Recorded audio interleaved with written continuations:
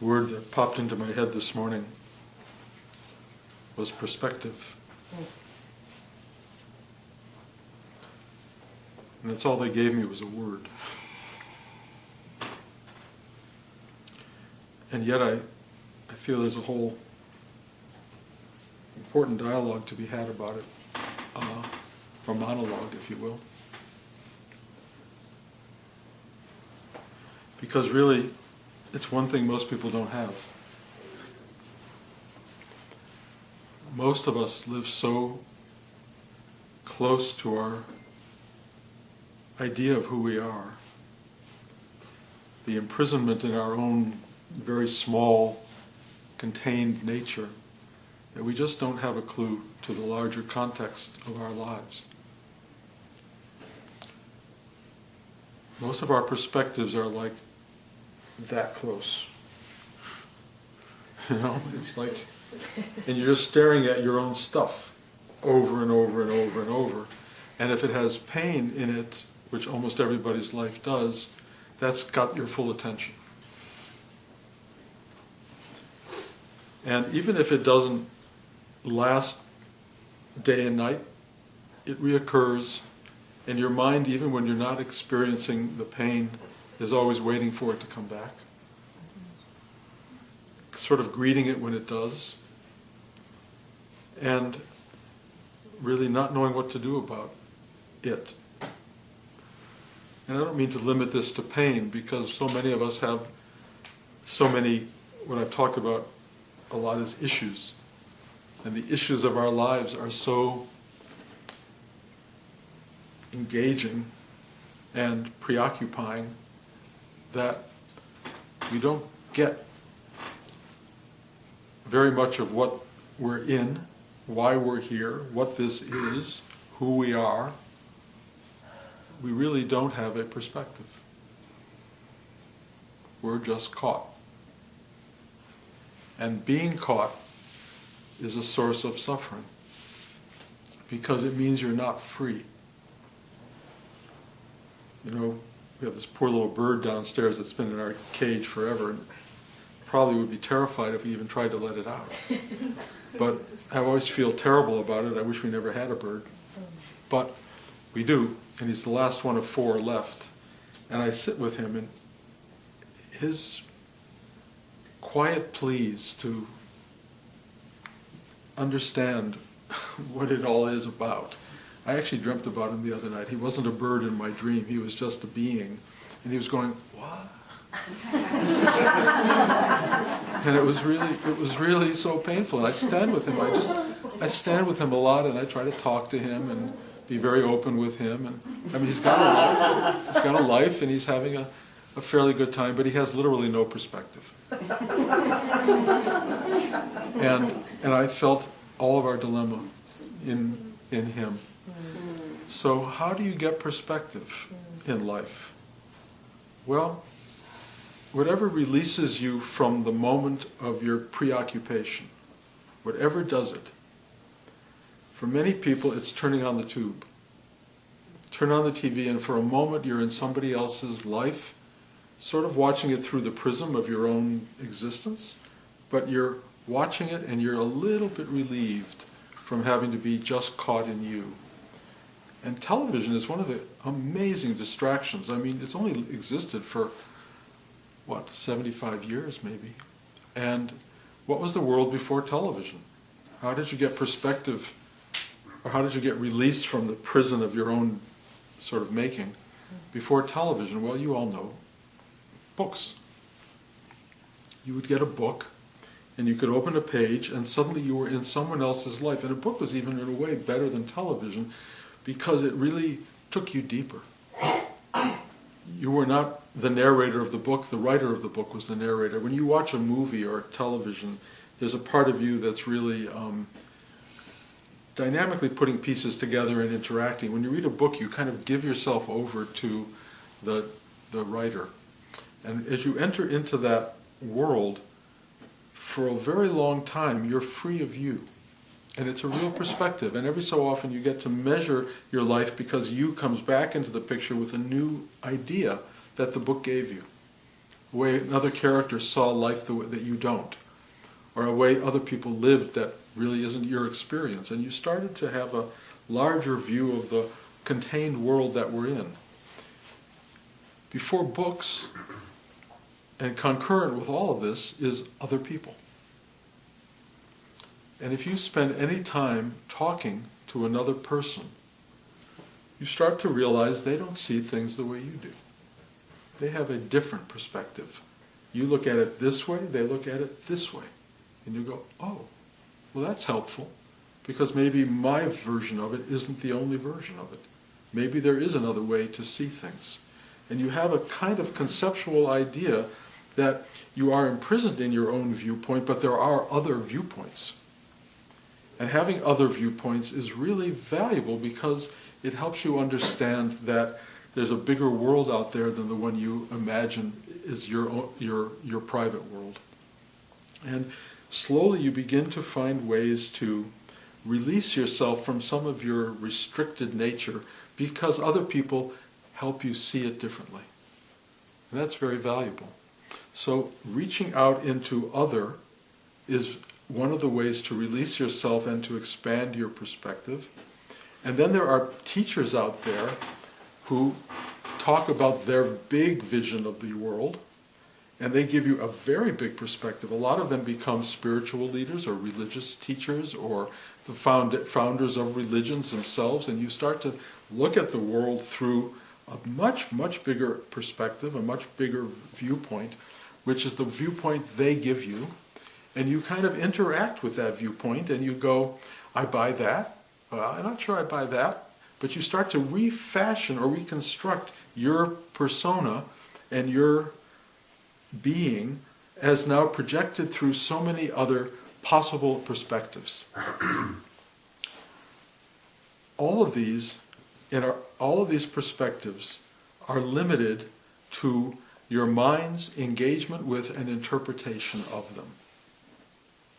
The mind goes, I buy that, I don't buy that. That's interesting, not so interesting. You start to have a collected sort of assemblage of what you believe, what you feel, and it becomes defining. And in many ways, it takes the bars of your, if we'll call it prison, forgive me if that's too negative an idea, but it takes the bars of your prison and makes them bigger. But you're still imprisoned in other people's thoughts, ideas, perspectives, and interpretations of the world that we live in. There are teachers who say the great perspective is not from outside looking back, but from inside looking out. And the question is, how do I go inside? What's inside? Is there an inside? I mean, for many people, the idea of an inner being doesn't make a lot of sense. What we feel when we go inside is a lot of physiology, biology. We feel emotionality in our heart area. We feel sexual drive. We feel physicality, which is often comfortable or uncomfortable. But it's very physical and it's very material. And that material thing that we are, that material thing that we think we are, is like a obstruction and a end point. I am this and everything else is out there. But when you meet someone who wants to teach you this idea of meditating, it sort of breaks the rules. It sort of says there is a perspective to be gained inwardly that is as big as and perhaps bigger than the perspective that exists outside you. And you start to find a teacher who will tell you, sit still. Focus. They will often say, focus. Focus on your breath, focus on a mantra, focus on a space inside. But you get quiet and you sit. And once you break through the really difficult part of the noise of your brain and the noise of your emotions and the noise of your physical body, once you start to just discipline yourself to sit there no matter what, something happens. And those of you who are here all know what I'm talking about. Something begins to open. We call it the chakra system, and we have all of these energy centers that open. One of the most remarkable parts of energy centers opening is that they're energy. They're energetic. They're not dense material constructions.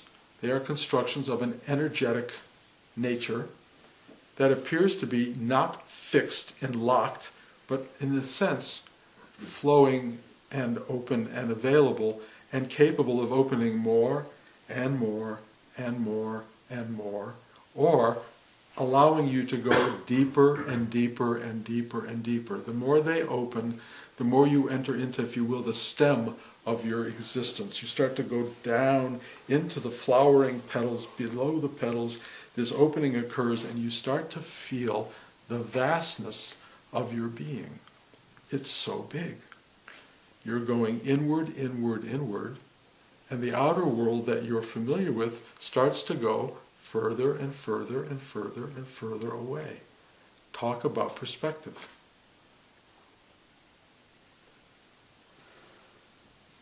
It is shocking how quickly your mind, your body, your story, your pain, your drama starts to float off.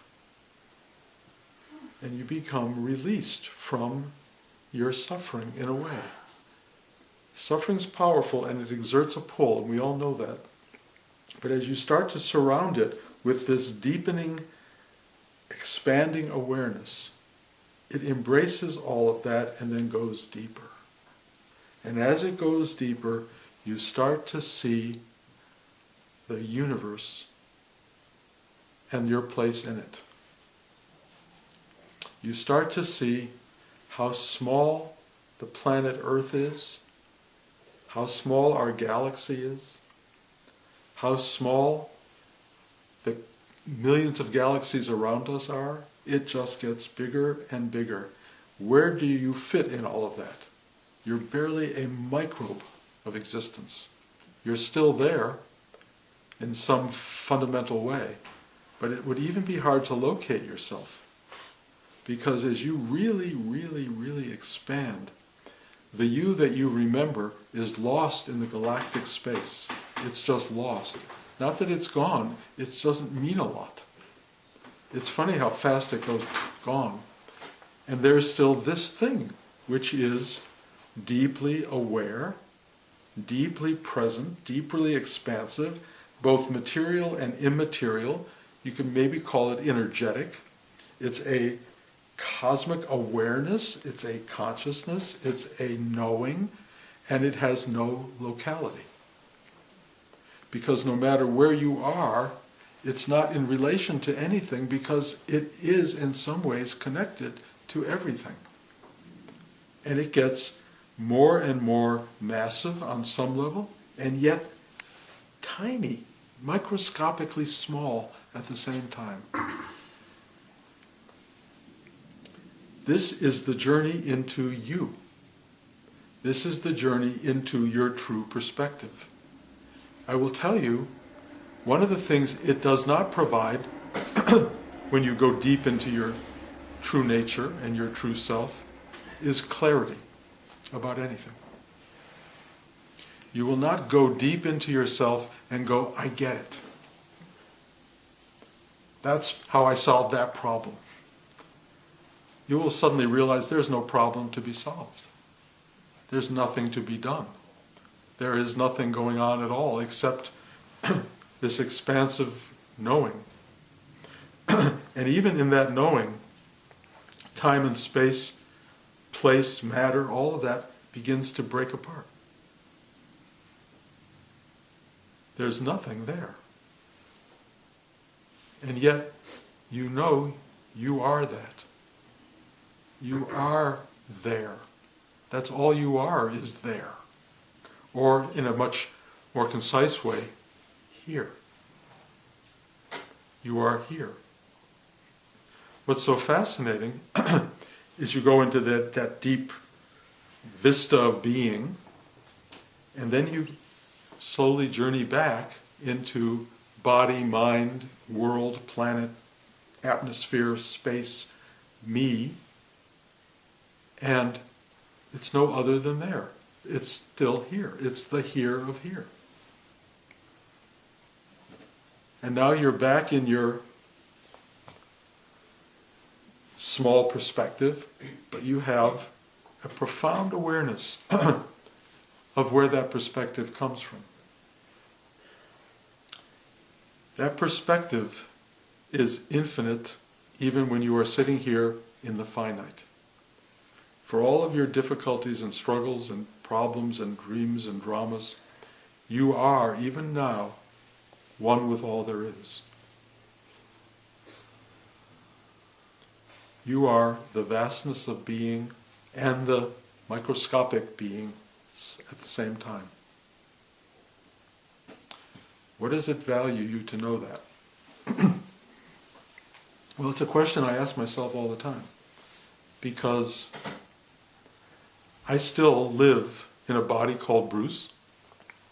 I still have people I love and care about, and people I know who are suffering and having difficult times. I am profoundly aware of what I call light and shadow, day and night, alterations of good and bad, happy, sad. I know all of that. But I also know that in the midst of that strange existence that we all share, there is a depth of being that is so beyond it, so transcendent of it, so full of, don't know how to label it, I'll call it truth, presence, being, that none of it makes sense.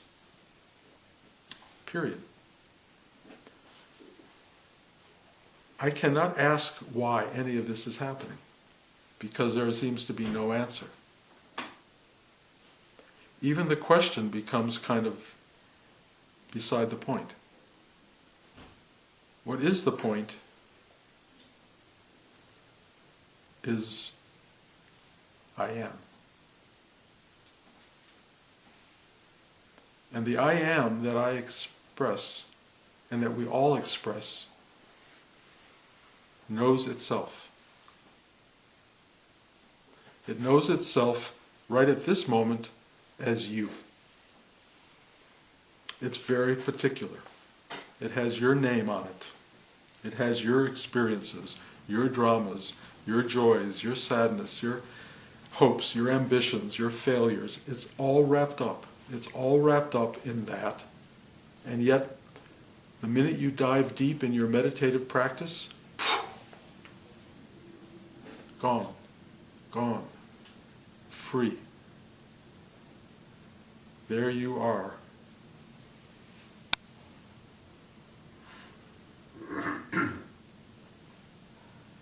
Then what? Well, until you're no longer in your body, the then what is you come back to this. You have to feed this thing. You have to exercise it a bit. You have to take care of it. Or you can try to get rid of it. People do. But it's not a good idea to get rid of it, because it's a holy construct. And getting rid of it is expressing a kind of hatred or anger at it. And hatred and anger is really what binds you to it, not what frees you. So if you hate yourself, if you don't like yourself, if you don't like the configuration that you have found, one of the great joys of perspective is it frees you to begin to see it differently. And if you go really deeply into what I would call the ocean of your own joy and being and love, you can begin to bring that back into the daily life and the stuff you hate, and it changes. It just changes. And you find yourself back in a space of such wonder and amazement and incomprehensible aspect. And all I can tell you is you love it. And we all do, every one of us, even despite our own suffering with it, all of our problems, we do love it. And when you touch life and you live life, and you start to get a perspective that shows you how big it is, you will come back loving it and eating it up. You will find gratitude pouring through every core of your being. It's so hard for me to watch people wrapped up in their own misery, because I see how much they have organized that principle of being wrapped up and stuck. They may not know that, you may not know that, but people hold their drama, they hold their tension, they hold their misery. And this idea of taking a breath, going deep, getting still, diving within, is such a liberating principle from all of this, oh, me, my, it's so hard. Just let it go. Breathe in and live this life. And yet I work with all of you, and I see all of this, don't touch me there. You can touch this, don't touch that. This is precious. This is my true suffering. This is my true drama. You cannot go there. This is the stuff that holds me together. It's what I'm about. It's why I came into this world. And you will defend it to the death. You will. I watch you guys do it. I've watched so many people do it. I do it too. But I am freeing, or have allowed freedom to arrive, and most of that stuff has worked itself out. It's really interesting to watch, no matter how free you get, how these little tiny pockets of I-ness, of me-ness, start to reveal themselves. And if you want a really great opportunity to see them, be in a relationship, because they will be pointed out to you on a regular basis. And it's the thing you work on. It's the thing that frees you over and over. You finally go, I'm sorry. I'm wrong. Forgive me. And that goes, boop, and this stuff goes away. Or comes back and goes away again, however many times it takes you to do your dance. But ultimately, guys, we are all at the core of our being completely and absolutely and wondrously free. And if you don't know that or feel that or appreciate that, it's because you are holding on. Your perspective is right there. And you don't see beyond your fingers, you don't see beyond your eyelashes, you don't see what's in front of you, or really more importantly, what's inside you. And by not seeing that, you maintain a space of imprisonment that is, no matter how big your prison, no matter how luxurious the prison, it's a prison. And freedom comes from gaining a profound perspective that is always available to those of you seeking it. So many people do not seek it, they just want to fix the prison. If I add one more room to the prison, I'll be happy. You know, if I buy one more couch, that will take care of everything. Or the car that will allow me to drive through the world that we seem to be inhabiting. But trust me, this material world is the prison on many levels. It's really the prison. I know Blanche and I flew back from London the other night, 11 hours. We're walking by Buckingham Palace, and then I'm driving down the 405. I'm going, nothing much changed really. It just, the configuration went, it altered its perspective, but it's still the containment. It's the containment. And I was with people in England who I love very much, and I'm watching their sort of imprisonment. And all I want to do, having figured out some of this, not intellectually, but through some sort of journeying, all I want to do is just go into them and take that little knot or that little key that hasn't been turned and go, chick. That's all I want to do to everybody. Literally everybody. Because when I walk on the streets of London, or we were in New York, I could feel an urge to, and also not only an inclination, but a real process of going into everybody that I walked by and just going click, click, click, click. I could feel it. I even learned how, and I've talked about this, I think, as they walked by past me, I could go backward and get them from the back. And it was a wonderful thing. I don't know if they feel it, I don't know if they know it, but I know I jumped into them and went click. And it released something. And all I wanted to do was release. And I understood, as I released their thing, I'm releasing, if you will, my thing, or our thing. Because we are one thing. We are one collective thing, and everybody's pain is our pain. Everybody's suffering is our suffering. If you think it belongs to them and you found freedom, you're out of your mind. It's not true. Your freedom only exists in the collective. In the collective. But of course, understand that ultimately, even in the collective, there's nothing here. I know that makes no sense. But this is just energy. We are energetic beings. When I work with you, almost everyone in this room disappears and becomes energetic, if you will. I just see energy. And that energy seems to flow or not flow, and there seems to be a way to move into the obstruction, whatever it may be, and just click, move it out of the way. It's not usually a big, explosive opportunity. It's just a little thing. You know, it's like something stuck in your teeth. You just have to get rid of it. Get rid of this thing, and it goes away, and you're flowing. Or flowing more than you were before. We don't do operations here. This is not a miracle cure. It's just a little tiny bit of work every time to help with the general sense of well-being, or more importantly, just being. Get rid of your limited perspective. Get rid of your constant fear and worry and need to be totally involved in you. Because this little microscopic you is so unimportant in the larger scheme of things. And once you realize that you are the larger scheme of things, there's a great liberation to occur. You wake up to that. Once the heaviness of your being gets thrown off, you become lighter and, as we say, enlightened. This is the ride we're on. Everybody here is on that ride. Every one of you comes to this because you're hungry for it. You are so far ahead of people who don't even know to ask, don't even know that this is possible. You have the potential to be, and or more importantly, to realize that you already are free. Perspective is your choice. You can look at everything close up in a microscopic way, or a telescopic way, or get rid of telescopes and microscopes and just witness the what is that is occurring right now, right here, as you exist in this space. That's the ride we're on. You're in charge of your perspective. Do whatever you can to expand it or contract it, but know that it's your work. It represents your spiritual journey. And I wish you a large perspective in what you begin to see.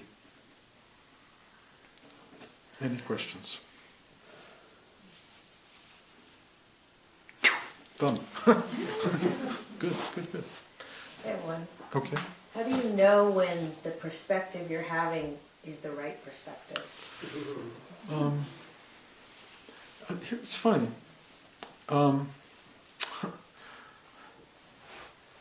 The thing I can't get over in my own practice, so that's all I can talk about, is how it tells me when it's right. It knows when it's right. The knowing of it is remarkable. I've been playing with doing photographs recently. I've been talking about it a lot. I just started taking photographs. And I adjust them, I manipulate them a lot. And I'm looking for something, and I can't tell you what I'm looking for in the manipulation of the photograph. But all of a sudden it goes, there it is. Done. And I know it. And that's it. And how do we know? We know. And you know. You can tell there's this thing inside you that goes, yeah, right.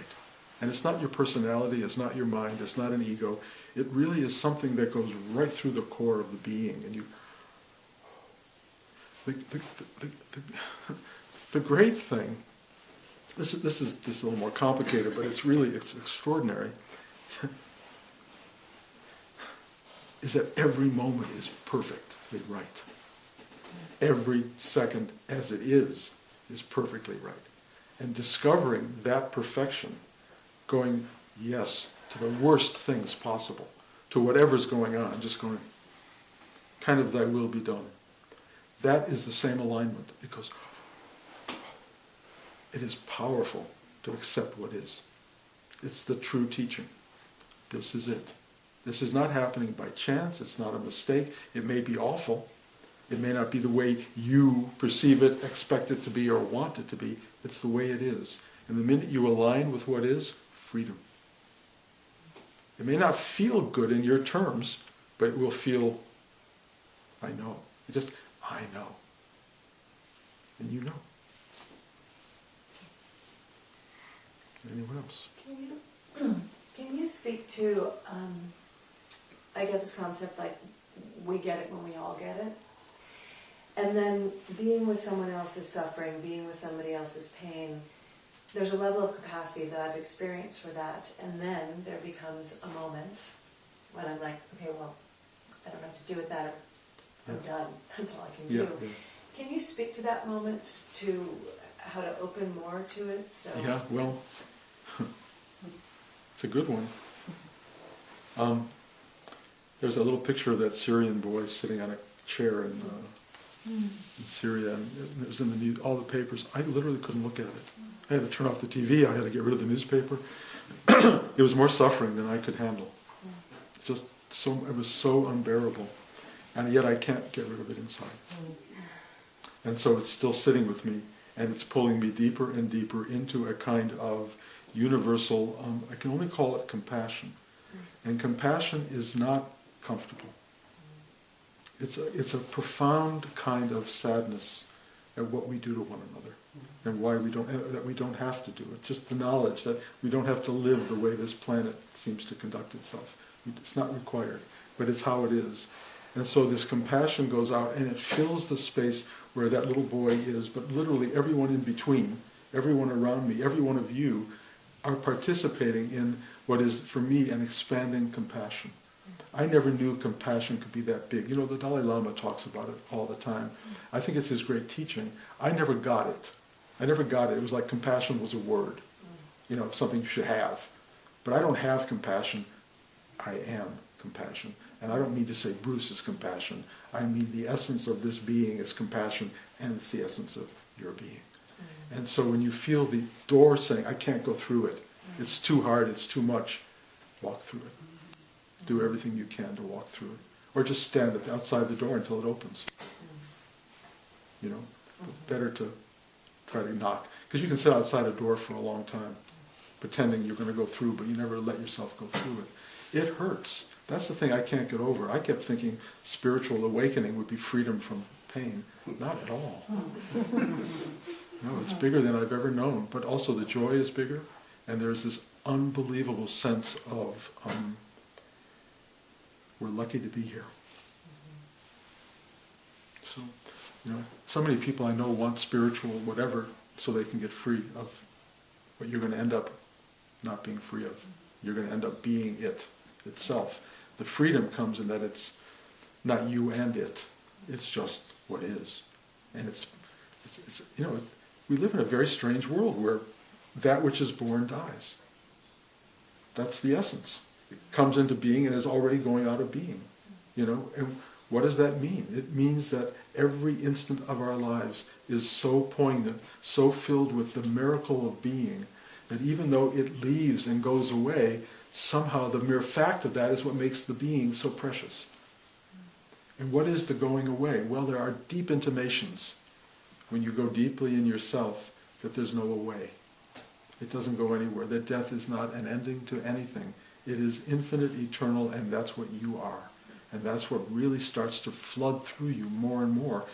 What do you do with that any given day? I don't know. You just walk down the street and love people. And you say hi to people, even if they don't want to say hi to you. You know, I do it all the time. And you can tell. I can tell all the obstruction in a person, how they can't dare to look at me in the eye or say hi. But then I walk around the block here, and I'm talking to people everywhere. I never used to do that. My grandpa used to do that. I used to say, oh, God. And my dad too, and I'm becoming that person. But it's kind of a winnowing away of your ego mind, and there's just a presence. Now, whether that presence is infinite and eternal, or whether it's just another part of your construct, that's something we'll find out. But the potential here for something extraordinary to manifest is there for every one of us. There's nobody here who isn't connected in the exact same way that I'm experiencing, and who doesn't have the capacity to recognize that they are God in process, if you will. That's what we are. And we are unbelievable. And I get to see that in every one of you, and then I get to say, why don't you see it? What can I do to make you see it? Because you are that. You are that. Every one of you. You're not like, in training exactly, although maybe we are. You are already the totality. You are. You've just come into a body to taste what you've made. To taste, like I say all the time, ice cream. You have to be born and get a body to taste ice cream. And it's worth it. It's worth it. So, that's kind of how it works. And that's what God does. He said, I'm going to take 1 billion bodies so I can have 1 billion tastes of ice cream. It's rather simple. Anybody else? Rick? What about the distorted truth, the distorted perspective, the distorted I am? Yeah, well... Because there's a lot of that going on there. Absolutely. You're still 100% that you're right. So Yep. how do you get past the distortion? And a lot of that comes out of like religion and... Sure. Well, one of the things that I'm watching happen is you start to see where the lenses are distorted. And you just go, oh, this is complicated. Where you see people believing in supernatural occurrences and totally avoiding the natural occurrences. And trying to have stories of miracles when in fact being alive is the miracle. And so you see that kind of distortion occurring everywhere all the time. And it's very painful. But that's hard to correct.